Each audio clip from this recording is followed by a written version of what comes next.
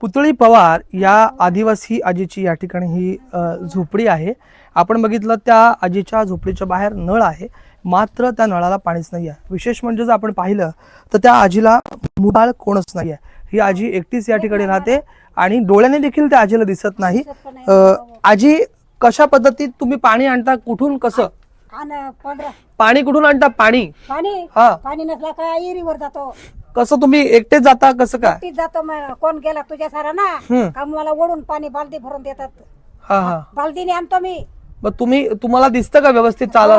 थोडासा दिसतोय भुरकट भुरकट भुरकट। बरं, मला गावातलं पोरे तुमच्या सारं हा, घेऊन जायला बघतात, डोळ्याचा ऑपरेशन करत। मला घरी पाणी कोण देईल, कोण देईल, हा हा, जेवण कोण देईल असं म्हणतात ते। त्या पण खरं आहे ना। पण तुम्ही पाणी आणायला गेला तेव्हा 2-3 वेळा पडलात काय, असं ऐकलं? नाही पडलो मी। असं बरोबर सावकाश येतो। हा हा हा, तुमच्या सारा पाण्याला गेला ना कोण, मला ठावका भरून देतात। पण एकदा विहिरीवरून येता सटकला होतात विहिरीवर पाणी। हा, नाही पण एकदा सटकला होतात, काही गावकरी सांगत होते। नाही, एकदा पडलो होतो मी, रानात गेलतो तेव्हा। हा हा हा, आणि ही बालदी बारीक आहे, त्याने एक पवऱ्या राहतात तो त्याने। तुम्हाला मुलं वगैरे काय, मुलं बाळ? मूल नाही मला, 3 मुलग माझं वारलं बाबू। हा हा हा, 3 मुलग वारलं, एकच मुलगी आहे ना, हा एरंबो आहे तो। हा, आपण जर बघितलं तर ही जी आहे ती पवार आजी आहे आणि या ठिकाणी आजीची ही झोपडी आहे।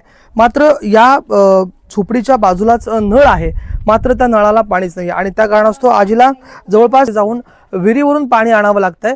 मात्र आजीला डोळ्याने दिसत देखील नाही, कोणाच्या तरी साहाय्याने ते पाणी जे आहे ती आजी आणत आहे। एकंदरीत आपण जर पाहिलं तर जल जीवन मिशन हर घर नल से जल ही योजना पंतप्रधानांची होती, मात्र ती यशस्वी ठरले का, हाच खरा सवाल या ठिकाणी अडुतरीत राहतो।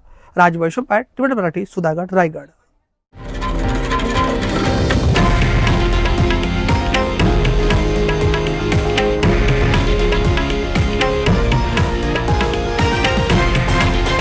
हे आहे देशातील नंबर 1 न्यूज नेटवर्क आणि आपण पाहत आहात TV9 मराठी, एकमेव।